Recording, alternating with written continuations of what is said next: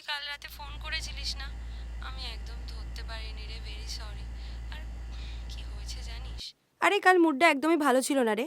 Office থেকে বেরোবো ঠিক সেই সময় বস এসে বলে এলএলটি প্রাইভেট লিমিটেডের ফাইলটা রেডি রাখতে। আবার বসে টোটাল প্রেজেন্টেশন রেডি করে মেল করে তারপর ক্যাব নিয়ে বাড়ি ফিরলাম। ইয়ার কি করিস না তো? কোনো মানে হয় বল? জাস্ট বেরোবো ঠিক তখনই নাকি তার মনে পড়েছে। তার উপর গোদের ওপর বিস্ফোরা হলো এই মাসের মান্থ এন্ড রিপোর্ট। আমি না পাগল হয়ে যাবো রে। এই সৈকতদা, আরে এই হ্যাঁ। সৈকতদা, হ্যাঁ দেখো তো মনিটর করে সব ঠিক আছে কিনা। I guess it will work. শোন, আমার মনে হয় প্রবাবলি এটা ওয়ার্কআউট করে যাবে। তাও একবার নিয়ে নি, বুঝলি? হেডফোনটা কানে দে। আবার বসে টোটাল প্রেজেন্টেশন রেডি করে মেল করে তারপর ক্যাব নিয়ে বাড়ি ফিরলাম। গিয়ে রান্না করে শুতে শুতে প্রায় 3। সৈকতদা, তুমি একবার ভালো করে শোনো তো।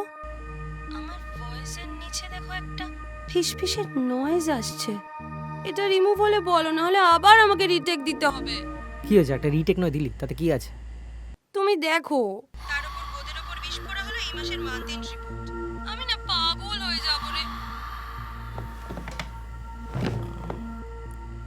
একটা কাজ কর, আরেকটা টেক দিয়ে দে, ঝামেলা মেটা।